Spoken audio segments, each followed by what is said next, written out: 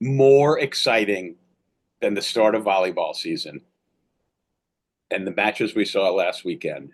There's a local food chain here in New England, mostly in Massachusetts, but a couple of other places called Market Basket, and lobster is $7.99 a pound this week, and Oh, they steam them for you for free. So oh my God. guess what we're having for dinner tonight, which is Wednesday and probably Friday and probably Sunday. Yeah. Yeah. Yeah, that's way better Hmm. than NCAA And volleyball. wait, and if you think that's exciting, we Division One opened this past weekend with those 8 matches that we saw in Milwaukee, and Yeah. I put in 900 square feet. There were 193 on Friday, and Craig Stanek, our stat guy, said, "Oh no, there's 195," which Jeez. just made me sad. Not that I was wrong, but that there are that many. But you Insane. remember Valerie Kozlova, the 6'11" freshman last year for Barry College, Division Two in the Sunshine State Conference in Florida.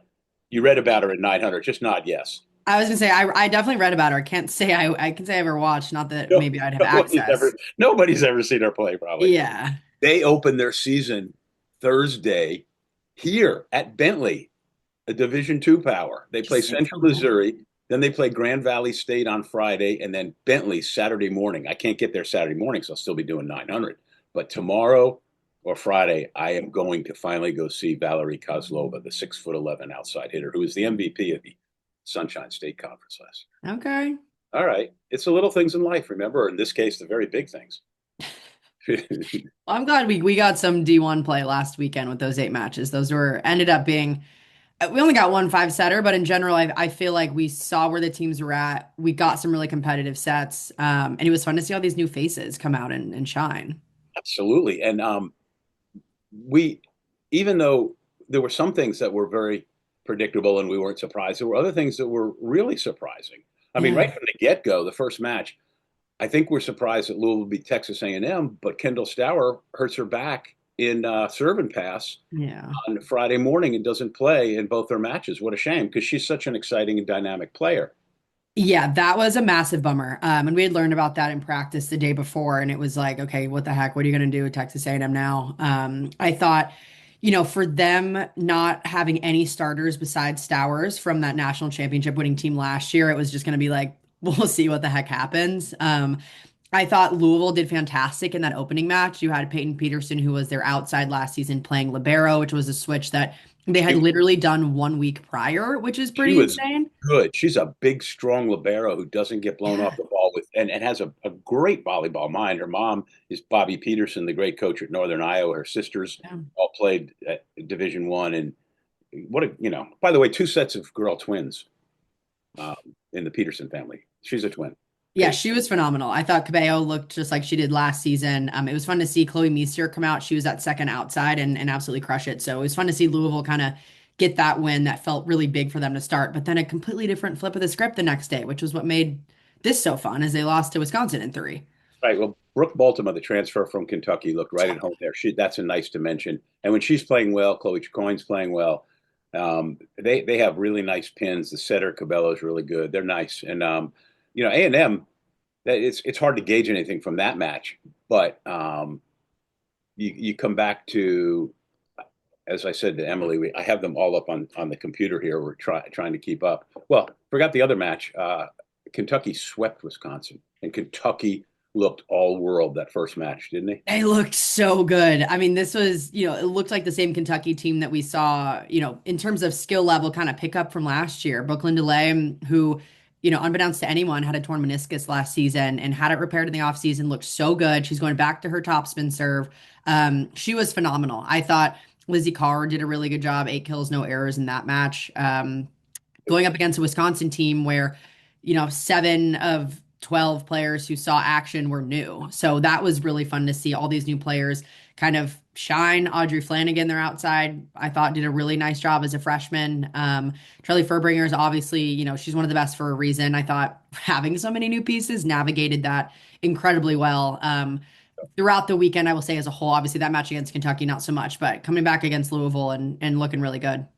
Kentucky's got balance and a lot of people who are very talented at multiple positions. But when their front line has Brooklyn DeLay, Morgan Gayarte, the 6'5" transfer from Notre Dame, and then big old Lizzie Carr up there in the middle, Yeah. that those three were on the front row. that was a really really serious trio against Wisconsin. They combined for 30 kills with 3 errors, and I'm too lazy to add the math, but real high percentage. And Yeah. yeah, so the next day though, Wisconsin turns around and thumps Louisville. I mean, just Yeah, I smother mean, the sweep. Go figure. yeah, we those are my first games. So we had the Fox games that was Saturday, and both of those results were just not as we expected. Looking at how Louisville came out match one and how Wisconsin really struggled, and it was a complete flip of the script. Flanagan was fantastic, that freshman outside for Wisconsin. Jayla August was error free on 13 swings. She looked phenomenal in her just second match in a Badger jersey. I think the first weekend and first matches as a whole, like coaches they always tell you, we have no idea how the team is going to come out. Like we see what we see in practice, but you really don't know, especially with a team like Wisconsin where you have so many new players. Basically a complete uphaul from last year, aside from Charlie Furbringer and Grace Egan, who's playing a kind of similar role. But I thought they did a much better job. Defensively, they were so much stronger. Offensively, they were a lot more balanced. And yeah, Louisville just didn't look like they did the night before, which again happens early in the season when you're figuring it out. Yeah, I mean, Baltimore hit negative the next night, Yeah. and so go figure. Hey, we in the next match, um, Arizona State beat Texas, but I wanted to think back to the first match with Texas A&M. If nothing else came out of that, they have a freshman libero named Yes. Gabby Rodriguez, who jokingly we called Lexi because she's the real deal. Spectacular, quick. Stud. Every time she touched a free ball, an out of system ball, she was magnificent. She'll get better to serve receive, but digging, man, she was like Flight of the Bumblebee out there. It was that's a kid to watch. Yeah, she was really fun. I was talking to Texas A&M's SID about her too, and like they were just so high on her. I thought she did an awesome job. Yeah. Um, Texas. it wasn't so surprising that Arizona State beat Texas because Arizona State's really good. No, Yeah. Glover is great and can carry a team, and she was fabulous. But Texas looked like here's a word for you: somnambulists, Can I get a definition, please? sleepwalker, What sleepwalker. I don't even know like what the heck. And again, this is nothing to take away from what Arizona State did. I thought they played phenomenal, led by a freshman setter. El Matola was so good. Arizona State played as well as I think JJ Van Niel could have hoped. And he's so good at getting new teams just ready to roll right away. And Noemi Glover, the first team All-American last year was phenomenal. That's what I'll say about them. Texas, they looked awful. And there's like just I remember calling this game and I said this like there's only so many ways you can say a team is doing bad before it gets like too repetitive and you feel kind of like Or you jerk. or you Like use bad words. yeah, I'm not my vocabulary is not that creative. Like I They hit just they hit 065. yes. So I'll take it back. So we're going into those practices, those calls, all of that. And, we had heard that Texas was running a 6-2. It's what they did against Minnesota in their opening match. You have, Tori Safford and Kari Spears, two of the best players in the country at their positions. And then you're adding in essentially the same lineup from last year and Henley Anderson, the number one recruit coming in. She's playing opposite for you. So when you have all of those arms, knowing that you have four options on attack at all times. Um, then you have two setters coming in, and one of them is not Ella Swindle, who won you a championship her freshman season. I'm not saying she's a great, fundamentally sound, good location setter, but she won you a championship, and she has done great for you last season when you made it all the way to an Elite Eight. She's not on the floor.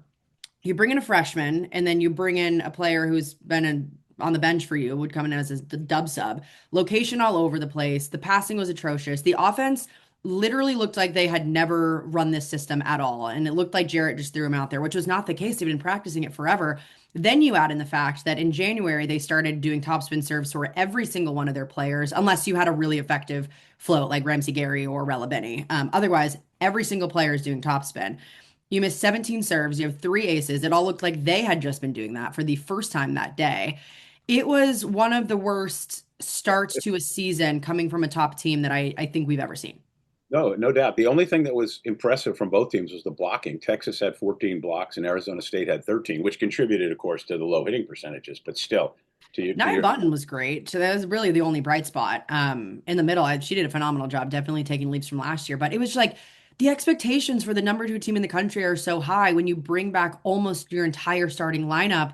And then to see them come out like that was just like such a disappointment. Oh, and then we can fast forward 2 days hence when they Longhorns lost the first set to Marquette. They were then 1-4 in sets for the season. But I'm getting ahead of myself because Sunday SMU then swept A&M, Yeah. and then Pittsburgh beat Kentucky. And I was impressed with SMU considering that team is cobbled together in so many ways. But Suli Davis, the transfer from BYU, who was the Big 12 Freshman of the Year last year, picked right up where she left off. She's a big, strong kid. Yeah, I was gonna say the biggest thing for SMU is having Suli Davis out there just provides so much stability on offense, and her ability to find kills in ways that you kind of don't expect was really fun. And for SMU having so many new faces on that team as well, it was really fun to see them, come out with a solid win. And Sam Merger is just one of the easiest coaches to root for. It was fun watching her kind of back out there and get to catch up. They have a libero transferred from South Carolina, Victoria Harris, Yeah, she's little kid great. who was very impressive that day. She played better than she did at South Carolina, and she fit in really well. But that team's got a lot of strength and balance, and Jaden Living's still not with them. And Yeah, that's another team. So many of the teams we talked about this last week, but they're going to look so different down the line. A&M gets yeah, Stowers back. SMU is going to get Livings. Wisconsin's got the big kid coming from Puerto Rico. yeah. But yeah, A&M has obviously has to regroup. In the next match, um, Pittsburgh was very impressive that day, especially Olivia Babcock. She was just, um, you know, a woman among girls. It felt like, and there were a lot of really good players on both teams, and she was just ridiculous. I think let me get her final numbers, but Yeah, I she was was 27 kills in that game. at 27 kills. She hit 339. Um, she had no aces and three errors, but her serve took them out of system and kept them Yeah. off balance the whole game. And then she had four blocks. And, the rest of the team is good. Blair Bayless, much improved, and her Yeah. attacking out of the back row adds a dimension that's really, really strong. And the big Dutch kid, Helig, she was really, really good. You can see Yeah, she could be one of the best middles in the country by the end of the year. totally. And I think this game, Babcock was exactly how she's been the last few seasons. And the biggest question mark was what the offense would look like under Izzy Stark. And my God, that girl has gotten somehow even better after having a year off. And that's saying a lot for a player that stepped away from the game for mental health reasons, hadn't played in a match since last September. And she came out and just looked phenomenal. Massive smile on her face, like cheering everyone on. I was so excited to see her go back out there and crush it. And just the journey that she's been on.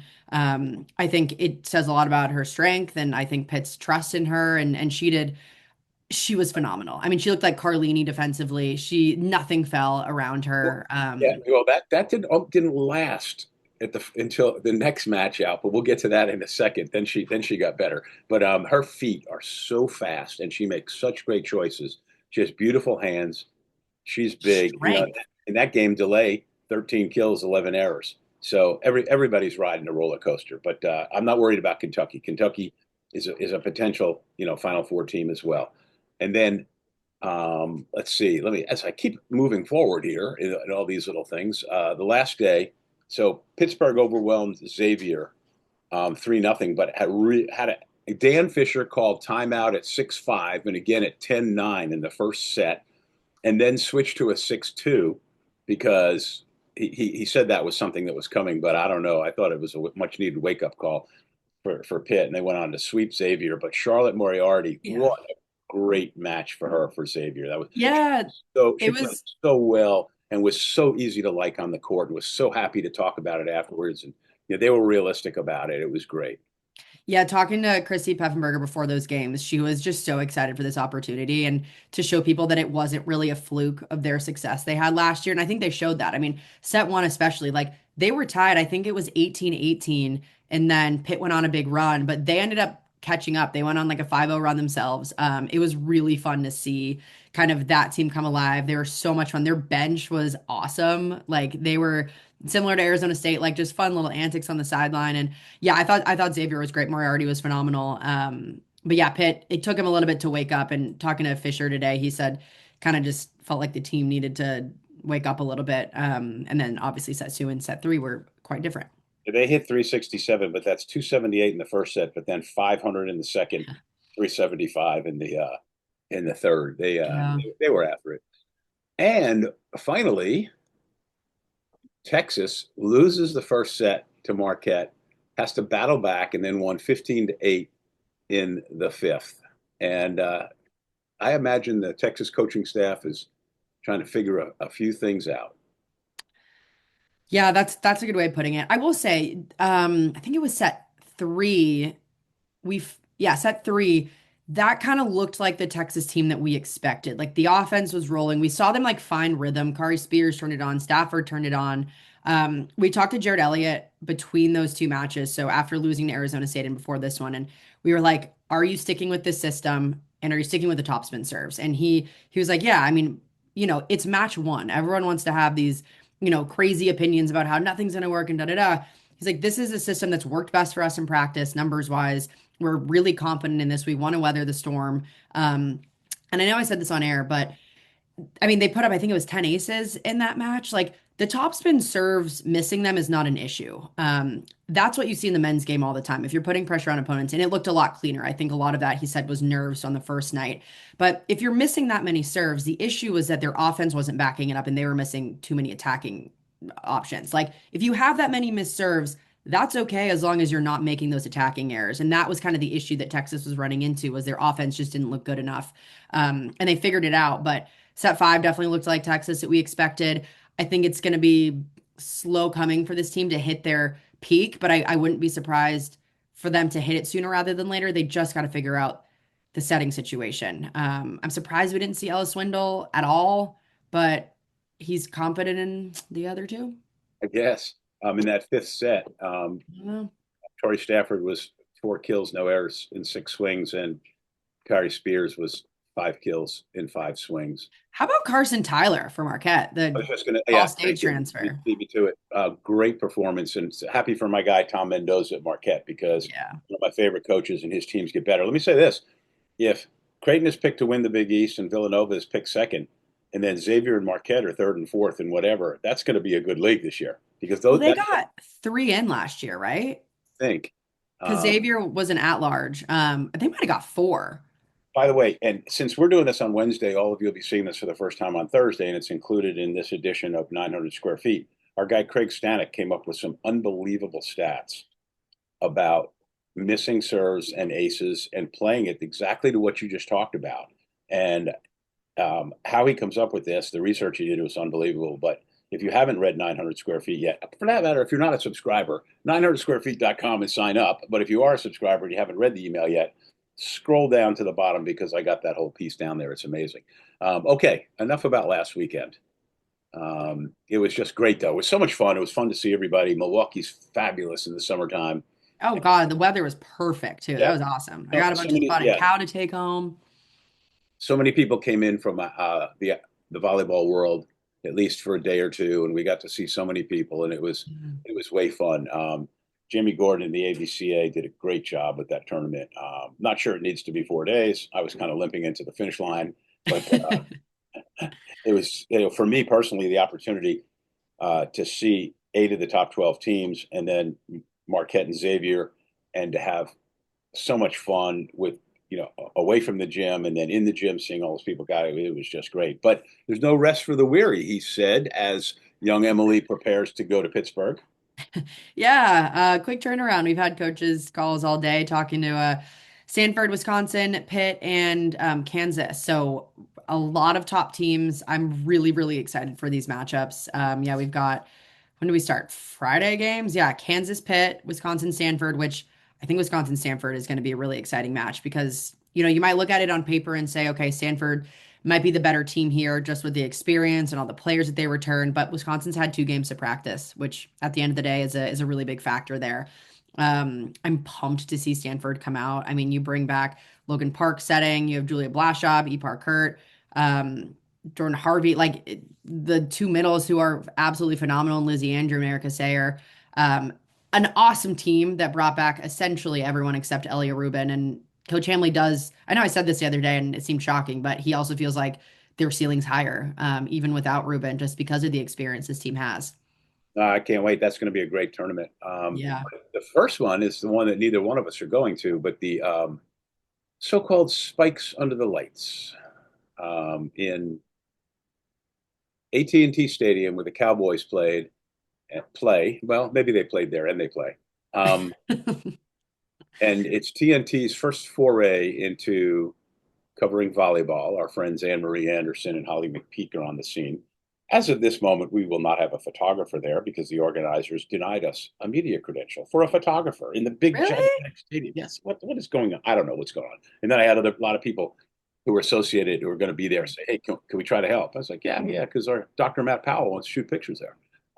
But it's Okay. Thursday, so it'll be the first time we see Nebraska under this weird format. It's going to be a 2 out of 3.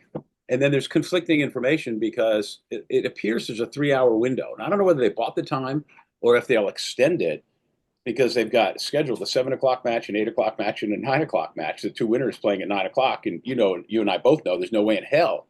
I mean, Texas A&M SMU, the first set went 40 minutes the other day. My biggest question, so it's best two of three. So you're only playing maybe two sets. And I would guess Nebraska is going to look pretty good against Florida. My question is, so the teams don't have a warm up then, because typically you have a 30-minute warm up on court. I'm guessing they'll just do it off the court, which whatever. Like all I that mean, to say, I don't know the the stadium's big logistics. enough, of course, for that to happen. You know, Yeah, logistics wise, whatever. I don't know what's happening. I'm pumped for this. I think the prize pool is really cool. I know that it's the largest awarded to ever. It's the largest amount of money awarded to any women's college sports. That words are hard. But I think that's really cool. I don't know where the money's come from. I don't care. I think it's good for the sport. You get money pumping in anywhere. It's great. I think I have Um, an idea where the money's coming from, and I do care. And there's a lot of me that wishes none of this was happening, but we'll see how it unfolds. We wish them the best. cool But event as a whole. Yeah, it's another opportunity for exposure for the sport that could be good. Yeah. Nebraska plays Florida, and then Penn State plays SMU, and then the winners play. And uh, and then afterwards is supposed to be a live concert, and it still says on the Spikes Under the Lights website, artist to be announced. And the Yeah, same I said haven't the heard same thing in anything. the story in the Dallas Morning News. So, but this is exhibition; it doesn't count in the real schedule, and those teams open up later in the week. Okay, so I have this bro. I have the conference schedules open because it could get easier, even though we could you could go to the tournament up at Sioux Falls, South Dakota, where on Friday Creighton plays Purdue, Minnesota plays Arizona State, Saturday Arizona State plays USC, and Creighton plays Minnesota, and then USC plays Creighton on Sunday. That's the coolest place up there in the middle of nowhere. You're driving up the interstate, you come to this little town, and poof, facilities, a couple of hotels, and it's just awesome. It's the coolest little arena. I mean, Yeah. and I just loved going there last year. But that's Yeah, a nice gathering. I was gonna say I haven't been, so I can't speak on that. But these teams all are like the same to me. Like they all the same in that To like your points, you got number 13, number 9, number 14, number 12, number 20. You know, no, you yeah. know, you Like know. they're all middle of the pack teams that like are going to test the top teams in the country. But I'm really excited because I think these teams are just gonna freaking beat up on each other. I'm surprised Creighton playing 3 days in a row because you get that extra one against USC on Monday, which I'm excited for. But Yeah. we'll see how well the team lasts 3 straight days. But I think these teams are just gonna freaking get after it. Well, in the ACC on Friday, as I mentioned, there are 195 matches, so we can't go over every team in the country and every conference. But there's a couple of real intriguing matches. Georgia Tech plays Iowa State Mhm. at Iowa State. That's a really interesting matchup. Um, and SMU plays at Colorado State, which was picked to win the Pac-12, whatever the hell the Pac-12 is these days. Because if you look at it, it's not the Conference of Champions anymore. And intriguing matchup. And then the next day, involving teams in the ACC, we got Pitt, Wisconsin, as we already said. Um, and there was one. Indiana's at Louisville on Friday. Yes. Before I'll have to go back to that because I'm stuck down. Scrolled down into Saturday, but SMU plays UC Davis, which is picked to win. I think the Big West. I think that's the conference they're in now. Yes, and I missed the big one, which is um, Indiana Louisville. That's pretty sweet. I'm excited to see Indiana. They returned so many of their pieces, and you have Tedor Krejkovic, just a stud Oh of a wait, I center. was scrolling. I was scrolling all the way into Sunday there. I missed Saturday completely, or somehow missed Friday. Friday got Florida State, BYU, Georgia Tech opens with Northern Iowa before they play them. Miami, Michigan State could be very Fun. intriguing. Um, Indiana, Louisville. That's Friday, 7 o'clock. That's on ACC next, so it's only on the app, but still, that should be really really good. Yeah. Uh, okay, so Big 12. Let me try to get the right day. Friday. Well, Can't we've help got myself. the Players era in Vegas that TCU is a part of. Right. I am so excited for this one. I mean, just that showcase as a whole, you have TCU Texas playing Saturday, Nebraska and UNLV, and then we get Nebraska Texas #1 versus #2 on Sunday, which is fun because these two teams have not met in the regular season in 10 years. And when they did, it was Nebraska #1, Texas #2. And you think back to the last time they played, it was a 2023 NCAA championship match. Harper Murray, Andy Jackson, Bergen Riley, all a part of that team. Um, they obviously want revenge, and we'll see what the heck Texas There, looks there, like. there- But yeah, there are very few players on that Texas roster against whom they could get revenge. It's it's just they're all good, but the best. Swindle who won't play. There you go. Maybe she will. Among the intriguing Big 12 matches on Friday, I really like this one. Iowa State gets Loyola Chicago. Loyola Chicago, year in, year out, a team that just disrupts the NCAA bracket, causes havoc all season. Um, Arizona State, Minnesota, we mentioned. Baylor, San Diego, part of that tournament out That's in fun. Hawaii. That's the first one. That's a good one. I want to That's do a tournament in Hawaii. Hawaii's got a new coach and new. And so I already mentioned that Georgia Tech at Iowa State when I was in the wrong day for the ACC. Hey, are Um, you coming? I know I'm looking ahead here. Are you coming to the Bahamas? no, I wish you and Michaela and everybody else calling that match the best, but it's one of my tenets in life is not to go into the Caribbean during hurricane season. So, I'll have a pina colada for you. That's fair. no, I the next time I go out is the Wrigley Field game. So that's that's pretty close. That's 10 days from now. It's And crazy. It's coming up. I know, and that's going to be really fun. And I got a Gore-Tex raincoat because it's inevitable it'll rain in Chicago that day, but there is a backup plan. But the Big Ten on Friday, Rutgers, Purdue, Fort Wayne. No. Come on. Oh, I know. It's just the first one there. I had we mentioned Purdue, Creighton. That's a really good match. Western Yeah, Kentucky, Oregon that's good. could be very nice. UCLA, Long Beach State. Also Hopefully, good. hopefully the beach is on the way back. UCLA and Matt Worley, a first-year coach, should be his first match. Yeah, Um, your Wildcats play the American University in DC. nice. Penn State opens at home with its first real match with UConn. Yeah, they don't have the hardest weekend. No, no. Of course, you mentioned Nebraska, UNLV. UNLV has been decent at times. Um, I don't know what they got this year. I honestly haven't looked. Um, but yeah, Texas, Nebraska. That one's on Fox, Yeah, and that should be that and really good. And then in the SEC, which every year I always go, I say the SEC is not that good. They get the most teams in, and then last year they had 2 out of the 4 national semifinalists and the national champion. So yeah. what do I know? I don't know anything. Um, I'm looking here. I don't see. I remember that there was one match that I thought would be decent, like This is really Nebraska. intriguing. I mean, I personally would be interested in Oklahoma, Texas State, but probably most people would not be. Yeah, Um, fair. no, it's a boring. It's a Yeah, boring. they Unless don't I'm really have much aside from Nebraska, Texas. no, unless I'm missing something here. Cal Poly, Texas A&M on Saturday. Cal Poly's That picked to win its league. that could be an upset. Yeah, and TCU, Texas, which you mentioned, um, and then Stony Brook, my hometown team. That's where I grew up, Stony Brook, New York. Kristen Belzung and the Seawolves play Florida. Um, It's crazy we're at the time of year where there's 1,000 matches going on and you try to keep up, but it's yeah, all well, jumbled. like in the in the blah, blah, blah, compiling of it all for 900 square feet, I like to do roundups, but you can't round up 195 matches. No, you So can't.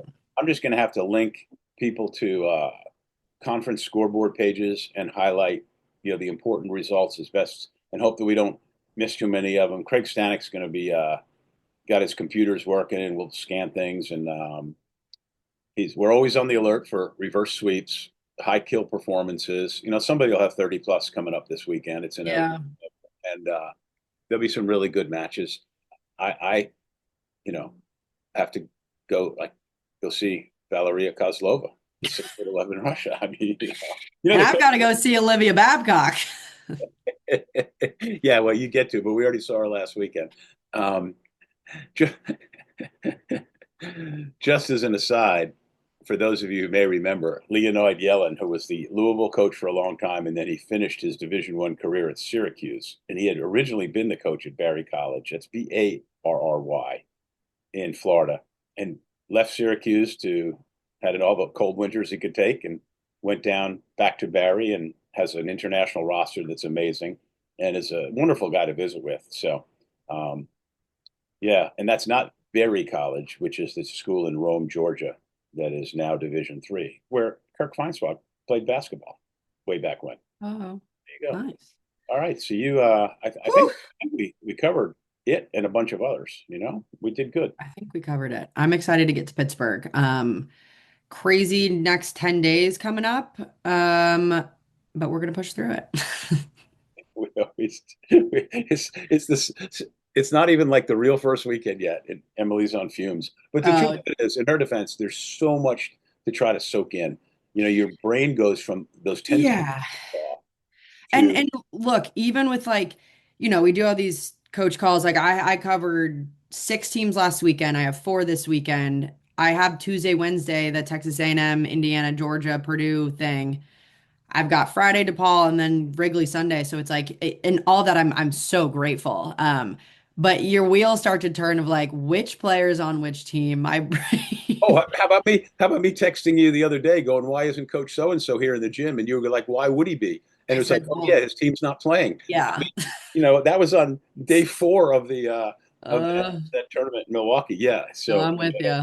anyway, thank you to everyone for watching us. Please sign up for 900 Square Feet, the only all volleyball email at 900squarefeet.com. She is ubiquitous Emily Ehman, who will be in Pittsburgh. I will be right here in Swampscott, Massachusetts, watching lots of matches on lots of TVs and screens. And we'll be texting during matches, and we'll see all of you next week.